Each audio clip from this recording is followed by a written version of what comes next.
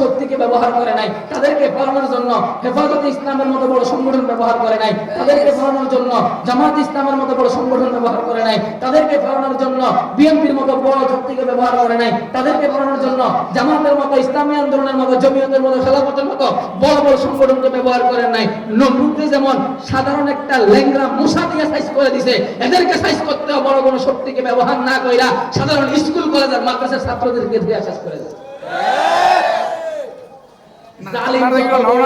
অপরাধ যত বড়, জুলুম যত বড়, রব্বুল আলামিন তারে তত ছোট জিনিস দিয়া সাইজ করে। নমরুদরে কেমনে সাইজ করতে ঘটনা জানেন না? নমরুদ কয় ইব্রাহিমরে, কয় ইব্রাহিম তোমার লগে কোনো কাম নাই, সরাসরি তোমার আল্লাহর লগে যুদ্ধ করবে। ইব্রাহিমের কয় যুদ্ধ যে তোমার আল্লাহর লগে, আমার তাহলে টেনশন করার কিছু নেই। যুদ্ধের দিন তারিখ ঠিক হইছে। এখন নমরুদে তো আইসা আগে থেকে ভালো জায়গার মধ্যে অবস্থান লইছে, কোন জায়গার মধ্যে কোন পজিশনে থাকলে বিপরীত পক্ষরে সহজে ঘায়েল করা যায়। হ্যাঁ, নমরুদ তো একবার আগে দিয়ে আইসা সব পুরো এলাকা ভালো জায়গাগুলা যুদ্ধের জায়গা দখল করে নিয়েছে। সৈন্য সামরিক আমার যা আছে আর কি তৎকালীন যুগে যত আধুনিক অস্ত্র হইতে পারে এগুলা লইয়া হযরত ইব্রাহিম আলাইহিস সালাম যুদ্ধের নির্ধারিত সময় একটু আখ্যান দিয়া আস্তে করে, এত টেনশন নাই, কারণ যুদ্ধ কার লাগে। ইব্রাহিম আলাইহিস সালাম তো যাই একটু রং তামাশা দেখে আসি মানে কি হইতেছে। ইব্রাহিম আলাইহিস সালাম আস্তে আস্তে আসছে। নমরুদ কয় ইব্রাহিম সময় তো হয়ে গেছে, তোমার আল্লাহ কই, তোমার আল্লাহর বাহিনী কই, আমার লোকে না যুদ্ধ করবো। ইব্রাহিম আলাইহিস সালাম কয় টাইমটা এখনো বাকি আছে, টাইমটা এখনো বাকি আছে। টাইমের পরে যদি সৈন্য না আইয়ে তখন তো সব করিয়ে, এখনো তো টাইম তো বাকি আছে।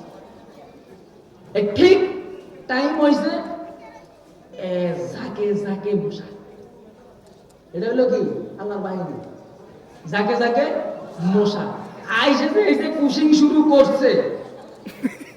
এবার ওর কোনোটা ওরে বাপরে কোনোটা মানে মোটামুটি যা আইনছিল শূন্য অস্ত্র টস্ত্র থুইয়া জব জান বাঁচাবার লাগে, কোনোকে আমরা থাপ্পড় দেয়, কোনোকে আমরা থাপ্পড় দেয়, শুধু বাঁচবার লাগে। এবার আস্তে আস্তে পলাইতে এবার সব পালাইছে, মশার কামড় খাইয়া অস্ত্র টস্ত্র যা আইনছিল সবগুলা পালাইয়া ফলাইছে। এখন এখানে গণনা করতে গেছে এই সবগুলা মশা ছিল মোটামুটি ভালো, মানে কোনো ইনজুরি নাই, নন ইনজুরি। একটা মশা ছিল, এটার একটা ল্যাংড়া, আমরা ল্যাংড়া একটা পা নাই।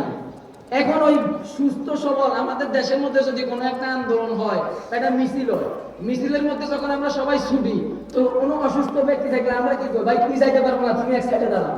ওই না আমরা তুমি পড়ে যাবে, তুমি এক সাইডে দাঁড়াও, তুমি যাইতে পারবা না।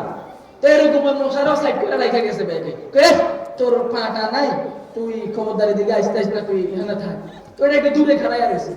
এটা দেখছে যে মশার কামড় খাইয়া, তার বাহিনীর কামড় খাইয়া একটা একদিকে পালাইতেছে। এটা আল্লাহ ডাকবে, আল্লাহ যুদ্ধের মাঠে তো যাইতে পারি না, একটা স্পেশাল পারমিশন চাই। ও কি পারমিশন? আমি আপনি যদি অনুমতি দেন বর্ডারে ধরবো।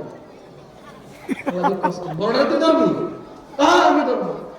এবার কেস আস্তে করে যাইয়া করে নাকের ভিতরে দিয়া মাথা ফেল, নাকের ভিতরে দিয়া মাথা তৈরি নমরুদ খাইছে। এটা কি রে? এটা আওয়াজ ফেরেনের মতো আওয়াজ হলো, আওয়াজ করে না মশা, আওয়াজ হলো। কতক্ষণ পরে মশা মগজের মধ্যে দিছে একটা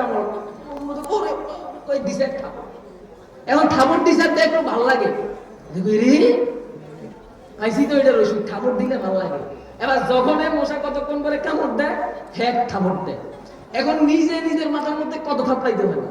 এক লোক তারে মানা করছে, তোর কাজ হচ্ছে যখন আমি ইস করে উঠবো তখন মাথার মধ্যে থাপ্পড় দিবি, যখন আমি ইস করে উঠবো তখন মাথার মধ্যে থাপ্পড় দিবি।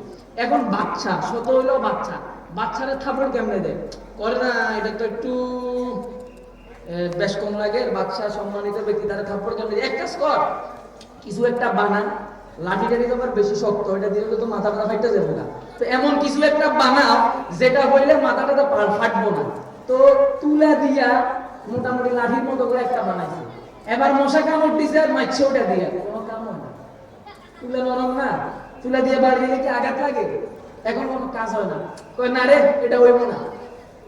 তা আমরা তো এখন সামলা জুতা পরি না, আমার ভাই সামলার মোজা, সামলা তো সামলা, চামড়া দিয়ে জুতার মতো করে একটা বানাইছে, জুতার মতো করে একটা বানাইছে। এবার যখন নমরুদে ইস কইয়া উঠছে